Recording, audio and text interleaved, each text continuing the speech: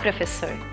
Nesta aula, nós vamos aprender mais sobre os gêneros discursivos, na perspectiva de Bakhtin.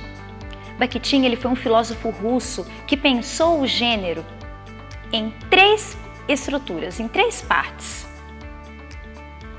Conteúdo temático, forma composicional e estilo. Lembrando que gênero discursivo envolve o texto mais o contexto. Conteúdo temático vai envolver os temas típicos, quais são os assuntos e temas contemplados naquele determinado gênero. A forma composicional concerne a estrutura, quais são as características, como começa, como termina, quais são os tópicos que aquele gênero precisa contemplar. E o estilo representa a seleção de recursos da língua. Quais são os verbos, se estão no passado, se estão no presente. Eu vou exemplificar para você com um dos meus gêneros discursivos prediletos, o conto. O conto é um gênero discursivo que ele é descrito como uma narrativa curta. Edgar Allan Poe, que foi um contista e também um teórico desse gênero discursivo, ele diz que o conto ele é para ser lido numa sentada.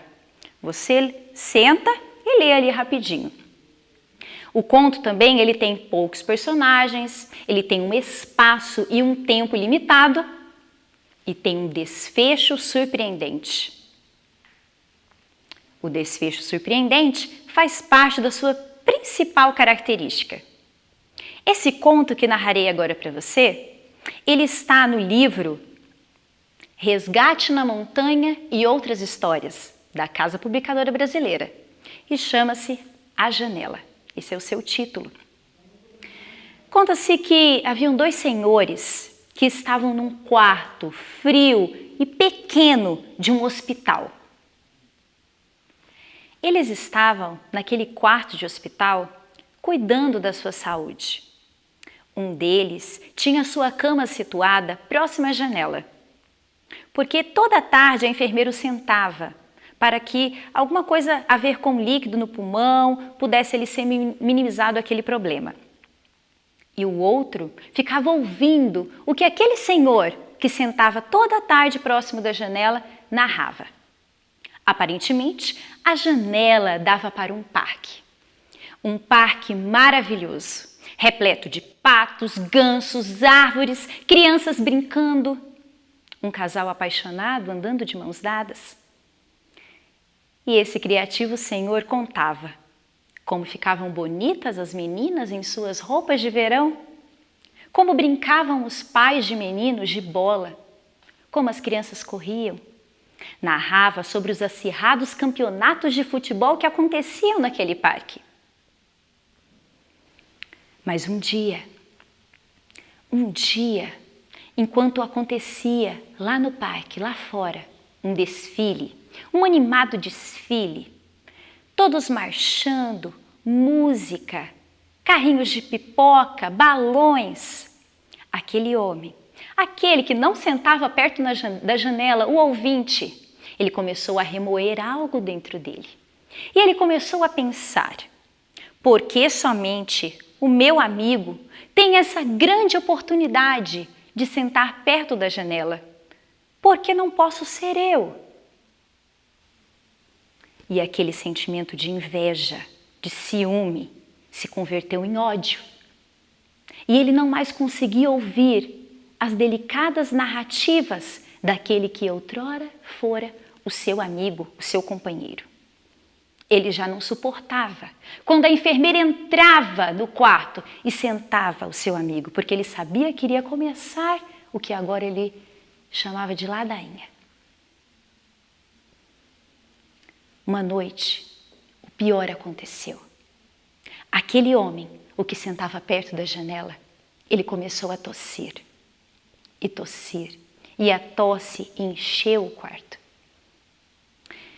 O outro, aquele que nutria por ele agora grande ódio, poderia ter salvado a sua vida e apertado o botão, ali o alarme para poder chamar o pessoal da enfermagem.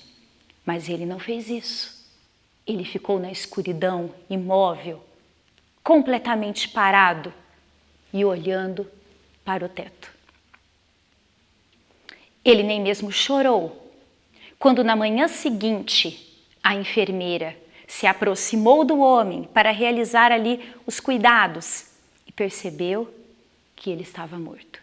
Ele nem mesmo chorou quando a filha daquele homem entrou no quarto, se descabelando porque não tivera a oportunidade de dizer eu te amo para o seu pai.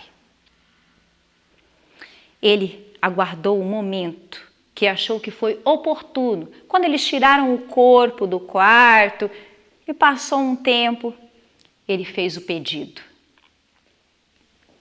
Pediu o seguinte à enfermeira: será que você poderia transferir a minha cama para perto da janela? A enfermeira deu de ombros e fez toda a organização e organizou aquele homem de modo que ele se sentisse confortável. Quando ela saiu do quarto, ele se ergueu, ele se muniu com todas as suas forças.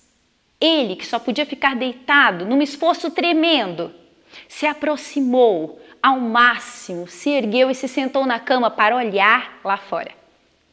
E qual não foi a sua surpresa? Qual não foi a sua surpresa e a sua decepção? E o seu remorso? Quando ele viu que do lado de fora da janela só tinha uma parede branca. Não havia parque, não havia nada. E assim termina o conto. Agora, pensando na estrutura do conto, o Bakhtin diz que o conto ele tem formas composicionais típicas.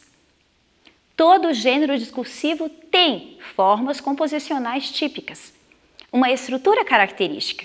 O conto é uma narrativa curta, poucos personagens. Nessa história, 3, 4 com uma filha, contando com os 2 senhores e a enfermeira também, um tempo e um espaço limitado. E a característica principal que mencionei no início da aula, o desfecho é surpreendente.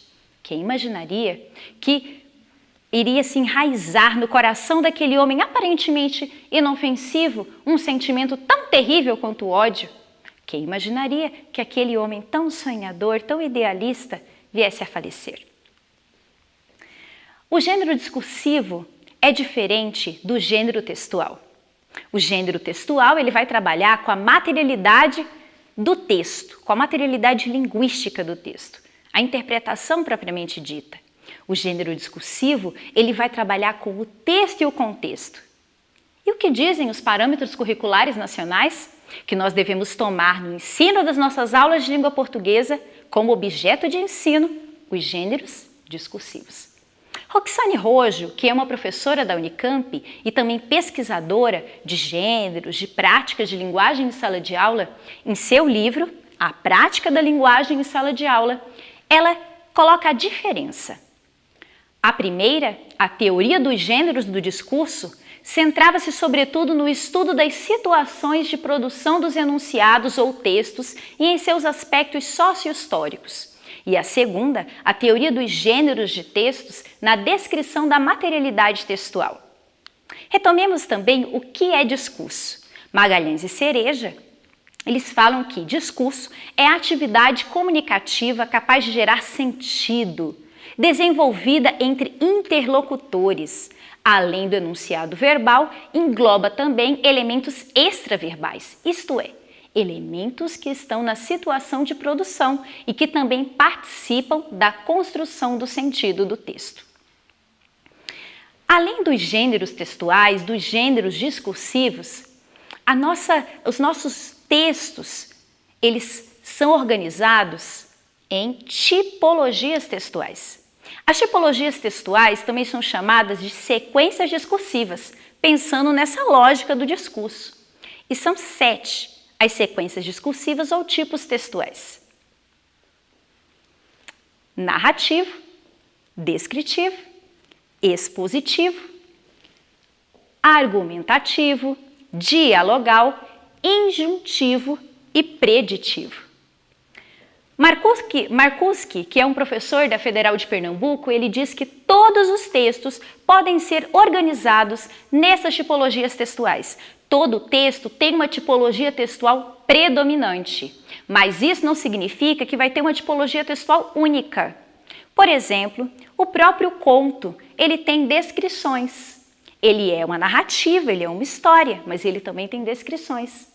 Quando você lê uma notícia de jornal, ela pode ter uma parte narrativa, mas ela também pode ter uma parte expositiva e até uma parte argumentativa, quando tenta convencer o leitor. A tipologia injuntiva, ela tem a ver com instruções. Por exemplo, uma bula de remédio. Quando você pega uma bula de remédio, de um medicamento, por exemplo, comum, o paracetamol, você não vai achar que ali você vai encontrar uma receita de bolo. Ainda que a receita de bolo e a bula do remédio paracetamol sejam da mesma tipologia textual, a tipologia injuntiva. Quando você pega uma bula, você já vai buscar ali o que você quer.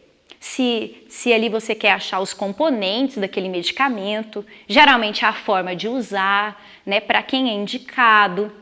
Então, quando você pega uma bula, você sabe qual que é a estrutura daquele gênero discursivo. E você sabe também que a tipologia é injuntiva, ela vai te instruir. Você não vai achar que vai encontrar nessa bula uma história, por exemplo. Observem a capa desse livro. Classificados Diversos, da Casa Publicadora Brasileira, de Ivaciedo Oliveira.